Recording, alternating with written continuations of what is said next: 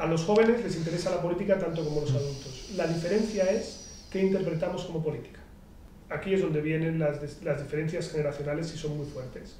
A los jóvenes, y sobre todo también a las mujeres, lo que más les interesa en términos políticos son los mecanismos de participación considerados más no convencionales. Los partidos, los sindicatos, las iglesias les aburren, no quieren, no les gusta. La política entendida como lo estrictamente circunscrito a los líderes políticos, las maniobras políticas, no interesa. Sin embargo, cuando tú hablas de cuestiones políticas que tienen que ver con los derechos de minorías sexuales, con el cambio climático, con participar en protestas, sí que interesa, y de hecho los jóvenes participan más por esa vía que por la vía institucional del voto. Pues vamos a quedarnos con Ayuso. Muy bien. Porque no hay ninguna duda de que ha creado un propio fenómeno en su nombre. Y nos gustaría saber qué opinas de cómo ha llegado a hacerlo y cómo la ves de aquí a 3 años, por ejemplo. ¿Cómo ha llegado Ayuso a hacerlo? Vamos a ver. Ayuso era una candidata improbable que es elegida por Pablo Casado para dirigir el PP en un contexto en el que el PSOE, y esto a veces se olvida, gana las elecciones en todas las comunidades autónomas en las que no hay partidos nacionalistas. ¿Vale? Es decir, se convierte en el más votado. Otra cosa es que no pueda formar gobierno, pero es el más votado en Castilla y León o Murcia. Y esto no se veía desde los años 80. ¿Vale? O sea, esto ocurre en ese contexto. Y ella se convierte en la presidenta de la Comunidad de Madrid.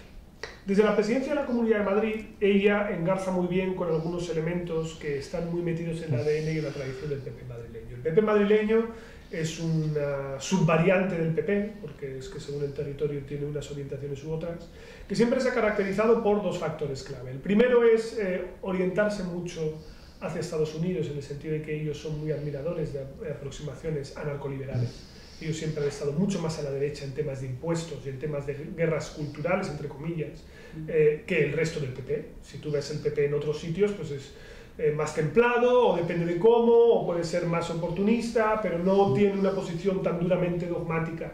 ¿Vale? Esto de criticar por comunista a tu rival, pues es marca de aquí, no es marca de otros sitios. Eso de un lado.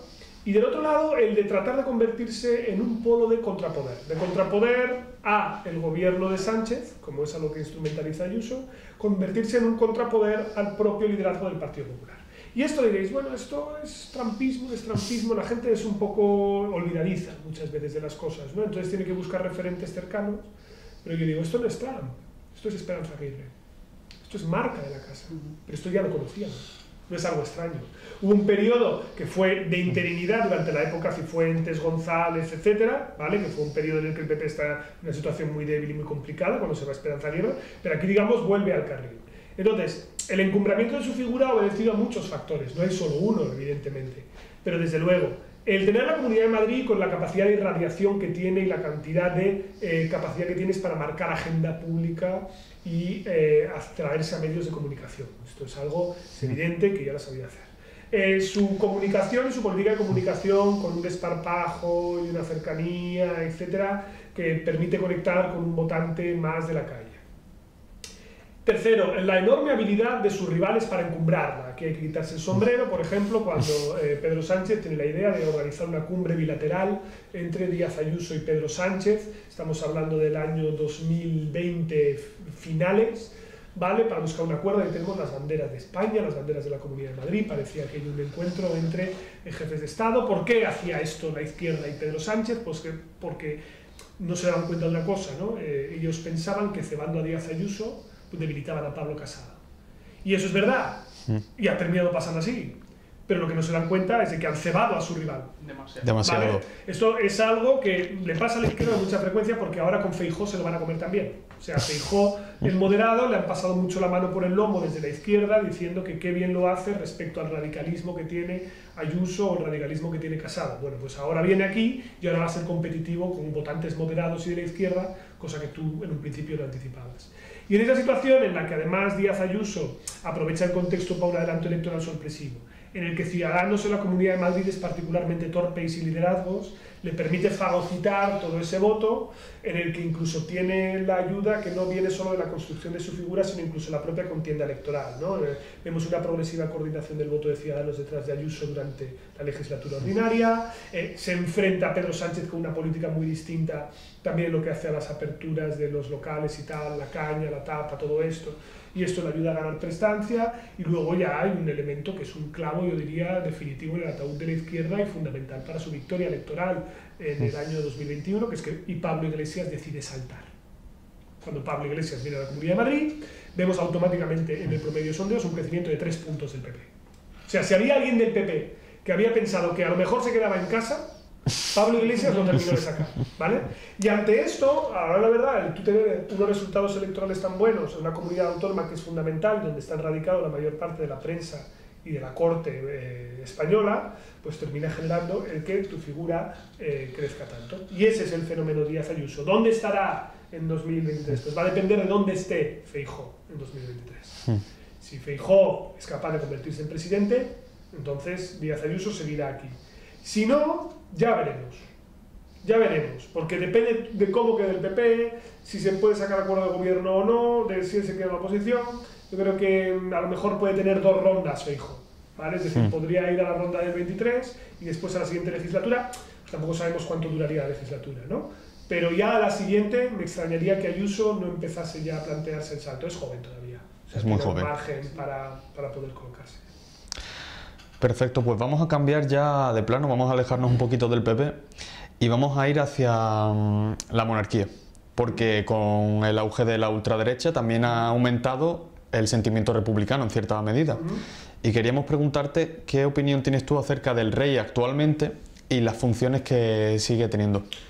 Bueno, si me permites impugnarte un momento tu primera premisa, sí.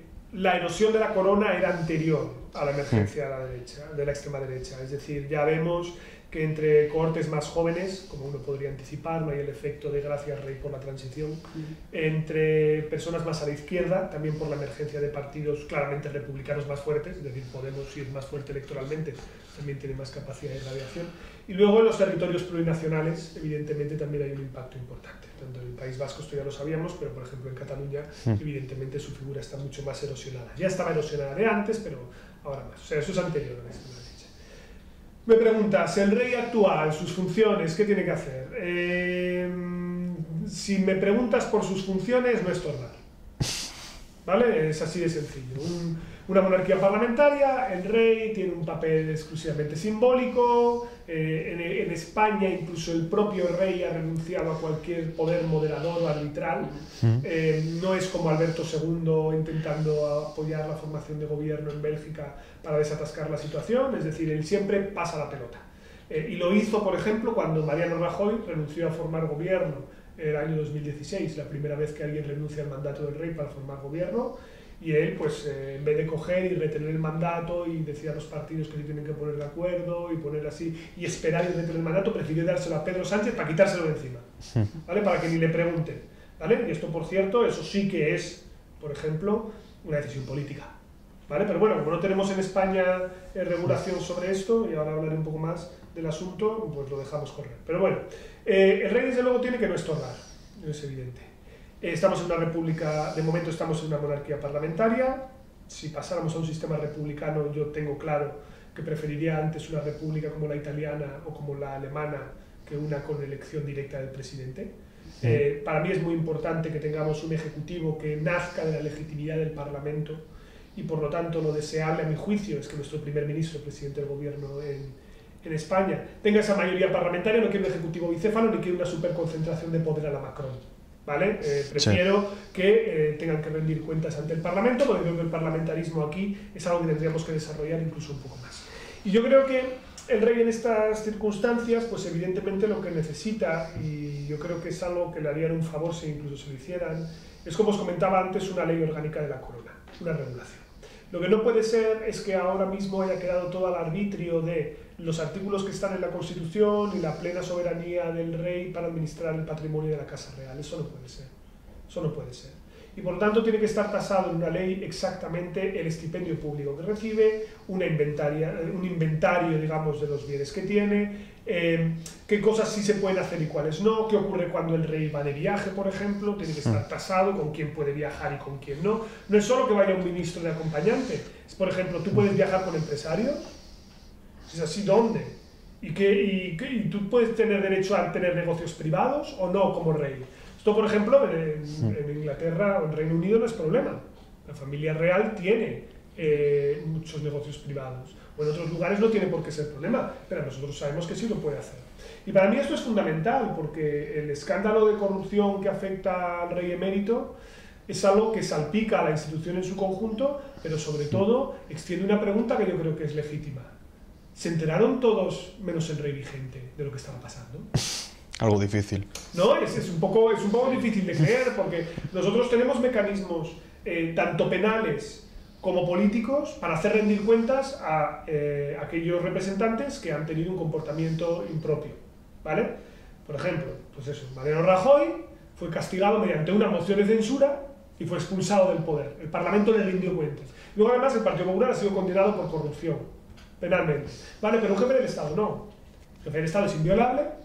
Ya lo hemos visto que en el caso del archivo de las diligencias de la Fiscalía tiene que ver, no con que no sepamos que ha habido esos pagos, porque hubo una regularización fiscal, por tanto sí que hubo delito fiscal, sino porque era inviolable. Y claro, esto es un problema. Y además es una institución en la que yo no puedo cortar por definición entre, vale, se va el del cargo y el que viene detrás ya no tiene nada que ver. Hombre, así como hipótesis, a lo mejor Felipe VI tiene algo que ver con Juan Carlos I. Así, como una hipótesis loca. Entonces, claro, eso necesita algún tipo de regulación para que no vaya a poder repetirse esto en el futuro. Yo no tengo por qué hacer un acto de fe y confiar en que mi jefe de Estado va a ser honesto. Yo quiero que haya los mecanismos que garanticen dicha honestidad. Y eso requiere una ley orgánica de la corona, clara transparencia y fiscalización también de cuáles son los ingresos y los gastos que tiene como institución. Claro. Has sacado el tema de la Constitución, ahora, así hablando sobre esto. ¿Qué verías mejor? ¿Una Constitución nueva o una actualización de la actual?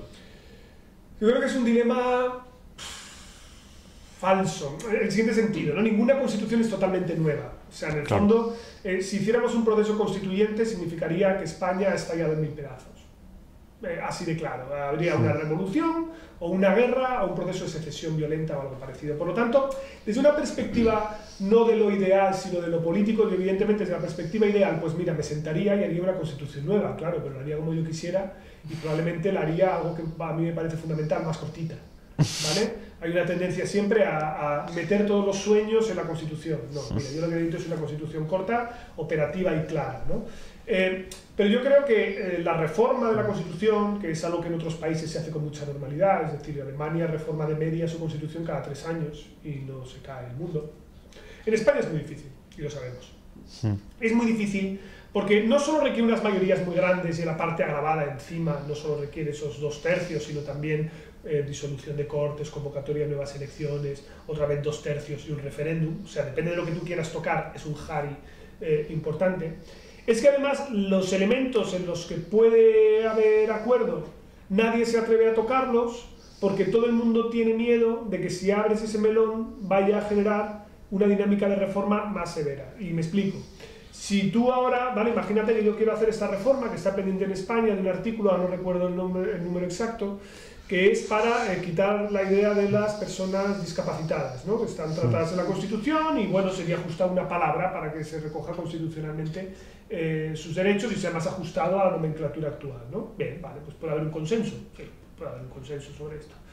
Lo que pasa es que si tú lo haces, 35 diputados del Congreso pueden levantar la mano y decir, pedimos un referéndum. Y pueden, y pueden. E inmediatamente se hace un referéndum. ¿Tú crees que el referéndum sobre la Constitución española iría en algún tipo de grado sobre la reforma concretita de la que estamos hablando o sobre la Constitución en su conjunto? Nada. ¿Y tú te imaginas a los yayo boomers que hicieron la transición explotándoles el cerebro al descubrir que la Constitución actual tiene mucho menos apoyo que la del 78? Porque es verdad que lo tiene. Y siempre te sacan la estadística de, mira, es que en Girona votaron a favor de la Constitución no sé cuántos, vale, pero ahora verdad que no sabemos por qué no votamos. Vale, pues no quieren votar, ¿no? Entonces, claro, el proceso de reforma es muy difícil. El proceso de reforma es políticamente costoso. Y de aún más, el proceso de reforma, en aquellos aspectos que probablemente habría que reformar, es justamente donde estamos más alejados.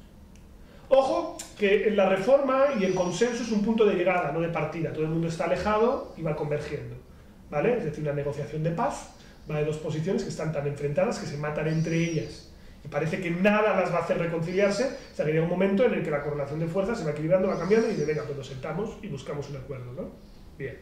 Aquí pasa un poco lo mismo. El acuerdo sería el punto de llegada, pero los capítulos que realmente generan más división en España, ¿cuáles son? Pues, por ejemplo, el territorial. Y tú tienes de CUP a Vox. Elige tu propia aventura. Es decir, tú tienes desde quien quiere un referéndum de autodeterminación hasta quien quiere acabar con las autonomías.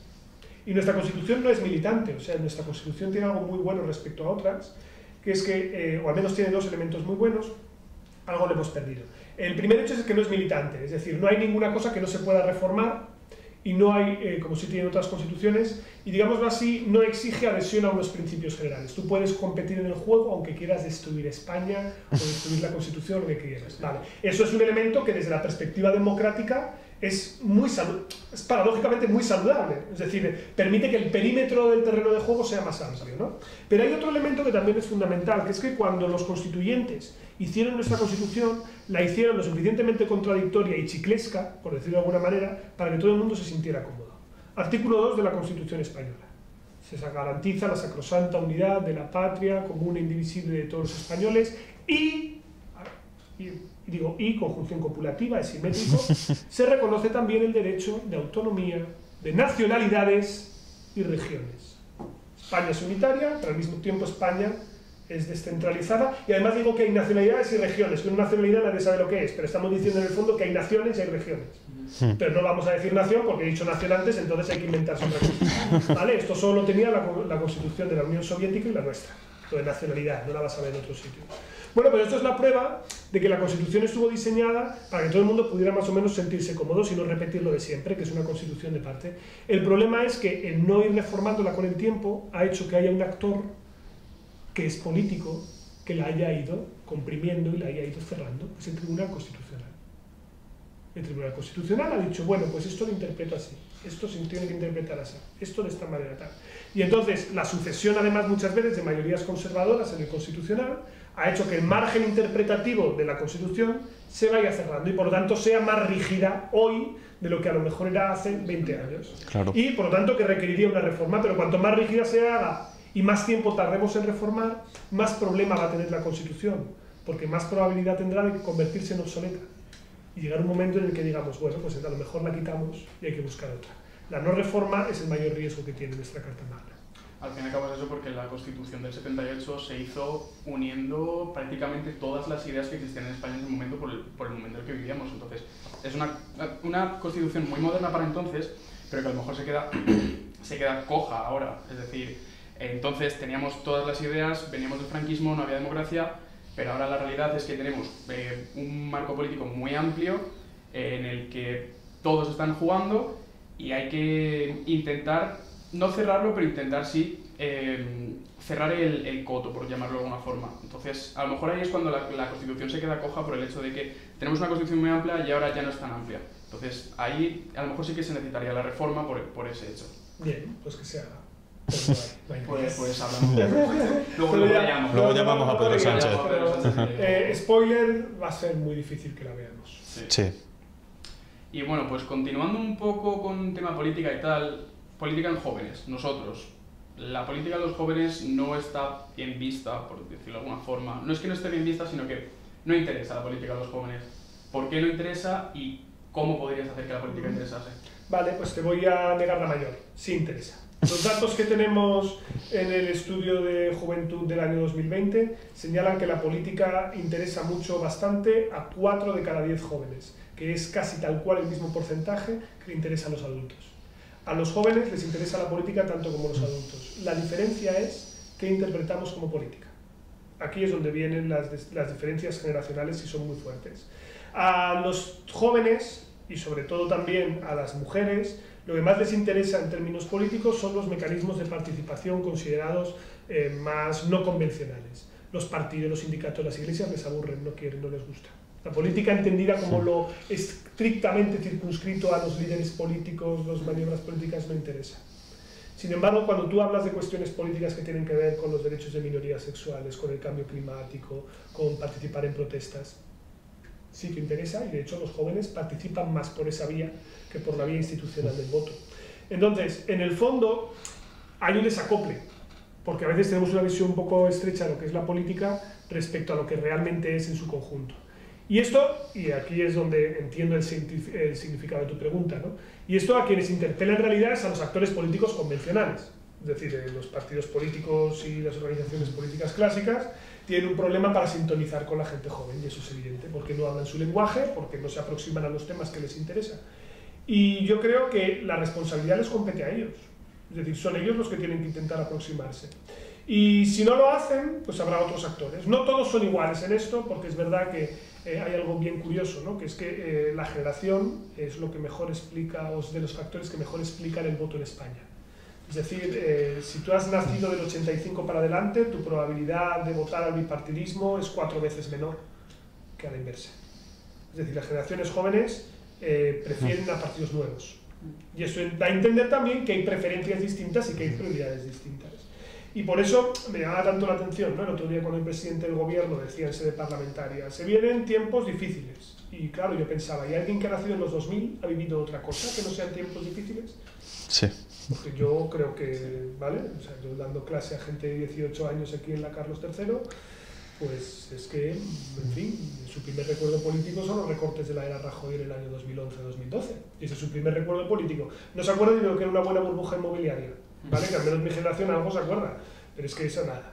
Entonces, yo creo que sintonizar en el lenguaje, sintonizar las preferencias y las prioridades de los jóvenes es algo imperativo, porque no se dan cuenta muchas veces los líderes políticos del magma de descontento que hay debajo de sus pies. Lo ignoran, no lo miran. Y la generación es uno de los grandes conflictos que va a estallar en España. Todavía estamos pegados en algunas cosas, porque dada nuestra emancipación tan tardía, convivimos mucho generaciones distintas dentro del hogar, y esto nos ayuda a rozarnos, a empatizar más y a sentirnos más. Pero el alejamiento es cada vez mayor. Y esto es algo que debería preocupar a los actores convencionales, porque si no hacen política para ellos, ellos harán política al margen de estos actores, así que ellos hagan. Y ya se está viendo además ahora, o sea, no es algo nuevo.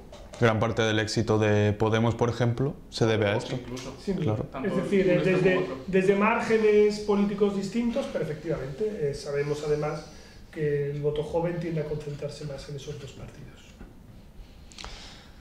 Pues vamos a irnos un poquito de España y nos vamos a ir más a lo internacional. Y ahora mismo muy candente está el tema de Ucrania y Rusia. Teníamos que preguntarte por ello porque ya se viene arrastrando desde la Unión Soviética, pero sobre todo en 2014 con la anexión de la península de Crimea. Coméntanos un poquito sobre este tema. ¿Así en general? Así en general, sobre a dónde crees que quiere llegar Putin con esto. A ver, yo creo que Putin comete un fallo de racionalidad, y me explico. Cuando no sabes cómo explicar algo, básicamente lo que te dedicas a decir es que alguien es un lunático y un psicópata, y por lo tanto que eso es lo que explica su comportamiento, que no tiene ningún sentido, pero no es verdad. Putin, entiendo yo, hace la siguiente interpretación.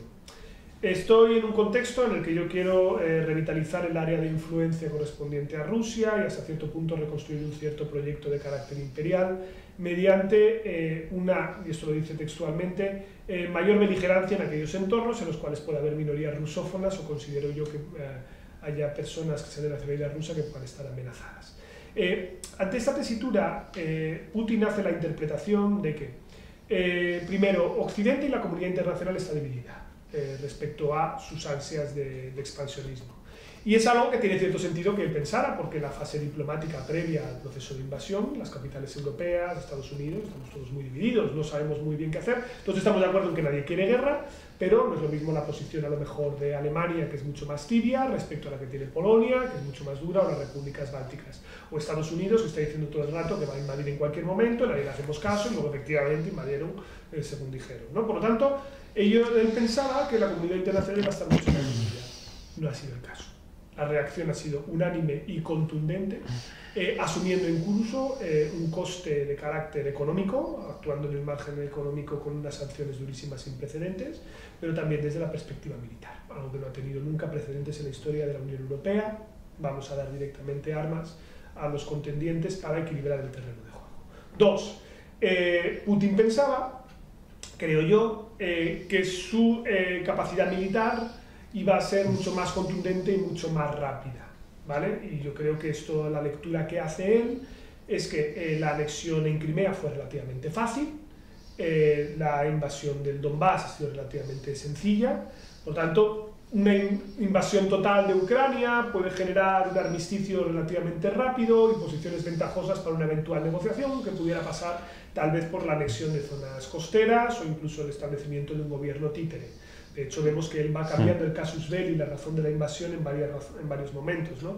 A veces dice que es que Zelensky quiere hacerse con armas nucleares, luego dice que es que hay un genocidio en el Donbass, luego dice que es que no le dan garantías de que no se va a expandir la OTAN, va cambiando, va moviéndose, da igual, pero en cualquier caso él pensaba que iba a tener una invasión relativamente rápida, luego sobreestima su propia capacidad militar, porque está vinculado con el tercer componente, que es que infraestima la capacidad de resistencia de los ucranianos. Yo creo que esto tiene mucho que ver con que no lee bien dos cosas.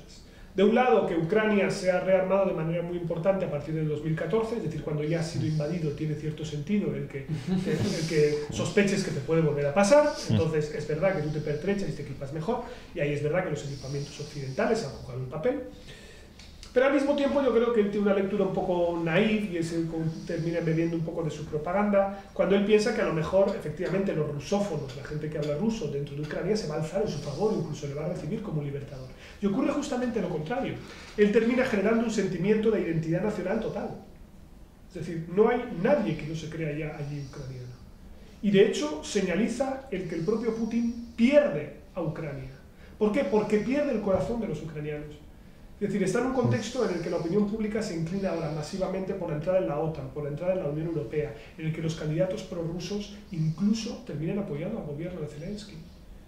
Por lo tanto, una situación en la que termina generando unos fallos en cascada de racionalidad que le aboca a un contexto en el cual puede conseguir cosas que a lo mejor habría logrado, creo, con la diplomacia. Es decir, yo pienso que Putin, aprovechando el contexto de división, hubiera terminado de una forma o de otra con Donetsk y Lugansk o con un gran grado de influencia en esa zona y consiguiendo garantías de que no iba a entrar Ucrania en la OTAN, aunque no te lo pusieran en un papel, da igual. Porque se puede hacer sin poner en un papel y no pasaría nada. Pero él entra aquí, el escenario más ventajoso para él, curiosamente, es el mismo que podría haber conseguido mejor esta vía diplomática, probablemente. Porque claro, ahora los escenarios son el mismo plus todos los costes que supone ser un par internacional y desde la perspectiva económica, una mayor dependencia de China porque no puedes apoyarte en Occidente, y todo eso en una situación en la que incluso si el conflicto militar se estanca, la ocupación de Ucrania es un problema tremendo para él. Es un problema tremendo. Porque hablamos de un país de 44 millones de habitantes con la opinión pública en contra y en el que el coste de controlar el territorio es muy alto. Es que puede ser tu Vietnam, puede ser tu Irak, y es una situación muy complicada. Por tanto, sí, es verdad, él va a tener unas ganancias al final del conflicto que yo estoy convencido de que van a ser marginales. Es decir, va a conseguir estos objetivos, ¿no? Pero son objetivos que los va a conseguir a un coste tan grande que desde luego explica, creo yo, el que haya cometido un cierto fallo de racionalidad. Además de echar una mano a cohesionar a este liberal y decadente occidente, en el que se suponía que todos contaminados por la ideología queer inducida por los Teletubbies, pues nos íbamos a esconder debajo de la colcha. Y no ha sido así. No ha sido así en absoluto. Y por lo tanto ha terminado cohesionando y ayudando a que la Unión Europea dé un salto de gigante en integración en términos de política de seguridad y defensa. Ha pasado un poco como con el fútbol, que siempre cuando llega un equipo pequeño a una final, todos vamos con él. Pues en este caso con Ucrania hemos ido todos a favor. Sí, pero no es solo que vayamos, es decir, yo creo que es relevante el plantearlo en términos de Grodcho, ¿no? Es decir, en términos de lo que se plantea desde el siglo XVI como el ius parabellum, el ius in bello, ius ad bellum, es decir, cuál es el derecho que hay en la guerra, pero la diferencia entre, sobre todo el ius ad bellum, es decir, la diferencia entre guerras justas y guerras injustas. Y es evidente que la guerra de Ucrania es una guerra justa, Está reconocido incluso en la Carta de las Naciones Unidas el derecho a la legítima defensa, ¿vale? Por lo tanto, es algo que tiene mucho que ver con un principio fundamental, que es que hay un momento en el que todos nos vemos impelidos, no solo por la cercanía del conflicto, al menos en el caso de lo que toca a la Unión Europea, sino también porque nunca sabes cuándo puede parar esto. Es decir, si tú permites que esto ocurra y que se vulnere la soberanía de los estados independientes, reconocida por cierto por la propia Rusia en los convenios de Budapest del año 94, que supuso la entrega de armamento nuclear de Ucrania, a cambio del reconocimiento de su soberanía por parte de Rusia, Estados Unidos y también con posterioridad de los países de la Unión Europea. Bueno, si esto lo permitimos que ocurra, esto es un camino de no retorno. Esto es un camino de no retorno. Por lo tanto, no es solo que vamos con el pequeño contra el grande, sino que nosotros empatizamos porque sabemos perfectamente que los siguientes pequeños podemos ser nosotros. Exacto. ¿Vale? Y eso, evidentemente, si yo soy estonio, letonio, lituano, polaco, hasta cierto punto húngaro menos, ¿no? Pero finlandés también. Pensemos que esa zona, Europa del Este, que es una zona súper heterogénea y que nos metemos todos en el mismo saco y son muy diferentes desde la perspectiva lingüística, cultural, nacional, lleva siendo limítrofe con estados e imperios durante los últimos 400 años. Y han sido siempre los grandes paganos, ¿vale? Siempre han sido los que han sido moneda de cambio, han sido cabeza de turco, han sido exterminados masivamente, y eso les genera un miedo existencial. Un miedo existencial. Pues nos vamos a ir con el otro grande, con el otro gigante, que es Estados Unidos, porque su participación en esta guerra habría sido muy diferente si en vez de Joe Biden hubiera estado Trump, o al menos consideramos nosotros. ¿Cómo crees que podría haber actuado Trump en la situación que se enfrenta ahora? Yo creo que no hubiera sido beligerante en absoluto, es decir, hubiera tenido una posición totalmente contraria. Habríamos estado los europeos solos, probablemente. Es decir, él no habría tenido una posición, habría sido muy dubitativo. Hubiera estado, digamos que Estados Unidos habría jugado el papel que juega China ahora. Sí. ¿Vale? Sí. Y yo creo que eso es indudable, sobre todo cuando hay buenas razones para pensar que hay una conexión muy directa, financiera, política y, digamos así, personal entre el Kremlin y la candidatura de Donald Trump. Es verdad que sí. Pues ya por ir acabando con la entrevista, hemos preparado un juego como hacemos con todo el mundo, muy rápido, una tontería, pero bueno, ya para cerrar. Te vamos a poner 5 políticos de la escena española, tanto que están ahora como que no, y te vamos a dar 5 situaciones. Es decir, de los 5 políticos tienes que elegir a uno con el que irías o harías lo que te vamos a decir. Vale, o sea, yo tengo que elegir un político, pero no uno que me digáis vosotros. No, de los 5 que tenemos aquí tienes que elegir uno de los cuales, de la situación que tenemos aquí. Es decir... Vale, venga, pues adelante. Pues entonces dime primero los políticos. Te digo, tenemos a Ayuso, vale, a Pedro Sánchez, a Abascal, Rufián y Mariano Rajoy. Vale, bueno. La primera situación. ¿Con quién de estos políticos compartirías piso? Compartir piso, pues con Rufián. ¿Hay que justificar la razón? Si quieres, sí. Bueno, como es alguien muy independiente. La mejor respuesta que podríamos esperar, ¿eh? No, tal cual. O sea, no podría haber esperado nada mejor. ¿Con cuál de estos políticos te irías de fiesta? De fiesta, Rajoy. Buenos movimientos, ¿eh? Exacto, o sea, no he visto a nadie... No he visto a Sánchez, tampoco baila mal cuando Iseta se rompe, pero Rajoy es muy divertido. O sea, yo creo que lo pasaríamos muy bien haciendo un consorcio así. O sea, evidentemente serían temas más viejunos, o sea, serían temas más de verbena y tal, pero ahora que Rafael y tal vuelve a ser vintage, pues lo pasaríamos seguro. El Futín tiene unas caderas Rajoy que vamos. Siguiente situación. ¿A quién le dejarías tu mascota para cuidarla? ¿A quién le dejaría mi mascota para cuidarla? Depende de la mascota, pero probablemente a Abascal. Ya sé que esto suena raro, pero él que le gusta el campo, bueno, por ejemplo, si caballos y estas cosas, sí. Pues mira, si se puede ir con mi chuchillo a dar una vuelta y todo eso, yo creo que él lo podría cuidar bien, al que tanto le gusta el mundo de lo natural. Bueno, pues de lo que queda yo creo que podemos adivinarlo, pero ¿con quién robarías un banco? ¿Con quién robaría un banco? Evidentemente con Pedro Sánchez. Y diríais, ¿por qué? Porque es el único que puede indultarme después. Pues una respuesta, no me lo esperaba. Bastante, me esperaba algo así, en plan, Ayuso porque luego te lo puedo ocultar. No, pero en absoluto. No. Es decir, yo asumo que me van a pillar. Yo lo que quiero es que luego me indulten. Y si alguien puede hacerlo, es él. Entonces, plan sin fisuras, vaya. Sí, no, tal cual, tal cual. O sea, la Casa de Papel, una tontería comparada con esto. Y ya la última, ¿quién escogerías como tu pareja de pádel? Entonces sería Michelle Ayuso. Solo me quedaba ella, ¿no? Es la única Sí, que puedes repetir, tenía. puedes repetir. No, bueno, Ayuso yo creo que lo haría bien. Me imagino, porque ya sabes que el pádel es algo que pone de moda José María Aznar en España, entre los políticos. A ver, esto era un clásico, es que no tenéis memoria política, es normal, pero un clásico era esto de que, pues, ¿cómo intimabas con el presidente? Pues se intimaba con el presidente jugando al pádel. Entonces Pedro J. se trataba mucho de ir a jugar al pádel con José María Aznar. Por tanto, deduzco que está en los genes populares el saber jugar bien al pádel. Así que con la Ayuso haría una pareja estupenda. Pues muy bien, la verdad. Buenas respuestas todas. Pues bueno, hasta aquí la entrevista. Esperemos que te lo hayas pasado bien un rato con nosotros. Muchas gracias. Y nada, nos veremos en la próxima. Un saludo. Últimas noticias. Acaba de abrirse el periodo de suscripción. Adelante, dadle.